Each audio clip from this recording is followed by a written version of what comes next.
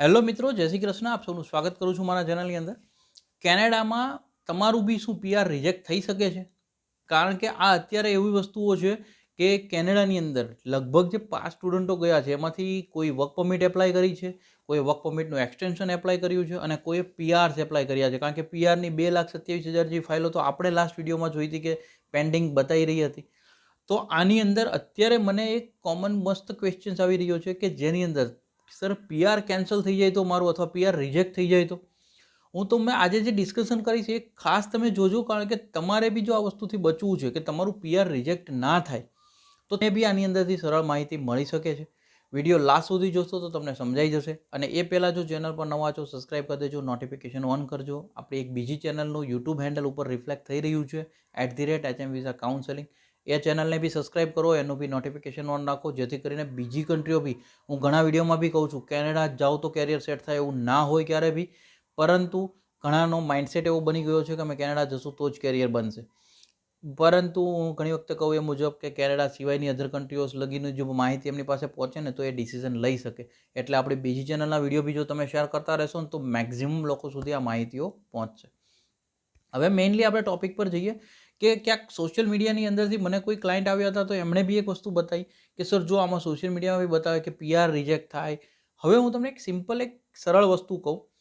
તમે જ્યારે student visa છે યા વિઝિટર એપ્લાય કરો છો એ ટેમ્પરરી રેસિડન્સ કેટેગરી કહેવાય, વન ટાઈપ ઓફ.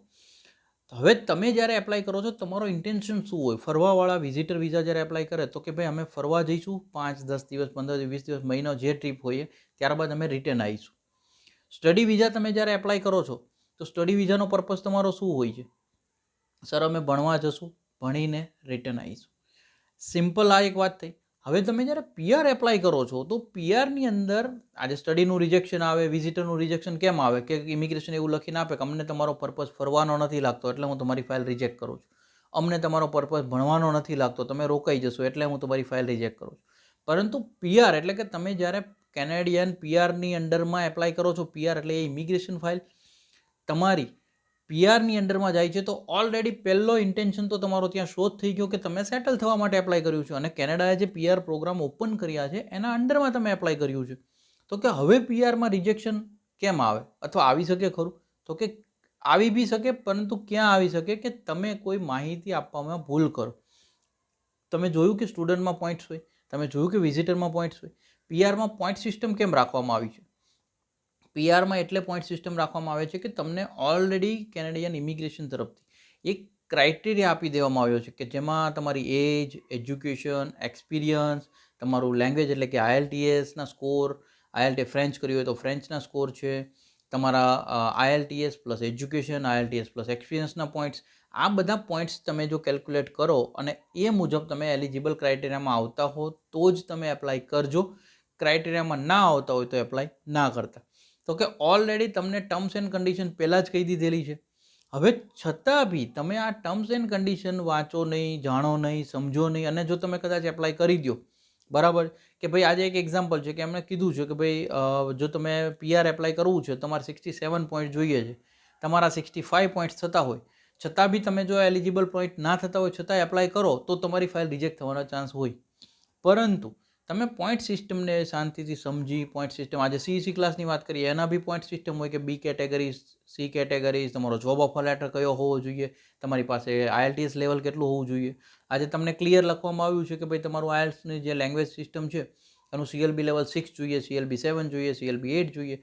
છતાં બી તમે એનાથી વિરુદ્ધમાં જો ઇન્ફોર્મેશન આપો છો અથવા વિરુદ્ધની અંદર તમે ફાઇલ કરો અથવા રોંગ ફાઇલ કરો અલ્ટિમેટલી, તો એના મેઇન રિજેક્શનના પોઈન્ટ્સ હોઈ શકે છે.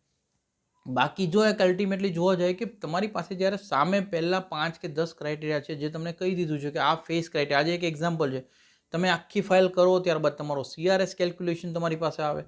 હવે તમે જુઓ છો કે ભાઈ લાસ્ટ ડ્રો થયો ફ્રેન્ચ હતી તો 410 લગી થયો છે, બાકી 500ની અપ થયા છે, તો તમારો સ્કોર માનો કે 400, 450 આવો સ્કોર થતો હોય તો તમને એક ઓલરેડી એસ્ટિમેટ આવી જાય કે ભાઈ હજી તમારો ચાન્સ આવવા માટે. પ્લસ IRCC તરફથી કેનેડાને કેટલી ફાઇલો હજી વેઇટિંગમાં છે, કયા CRS ઉપર કેટલી ફાઇલો વેઇટિંગમાં છે, એ બી તમને ડેટા શેર કરતું રહે છે IRCC.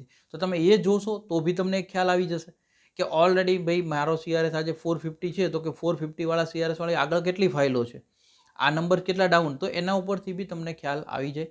એટલે આનો તમને જે એક સરળ આન્સર તરીકે કહું તો ઘણી વખતે સોશિયલ મીડિયામાં તમને હું બહુ વિડીયોમાં કીધા છે, મેં તમને વાત કરી છે કે તમે જે જુઓ છો એ માહિતી પૂરેપૂરી એને સમજવાની કોશિશ કરો.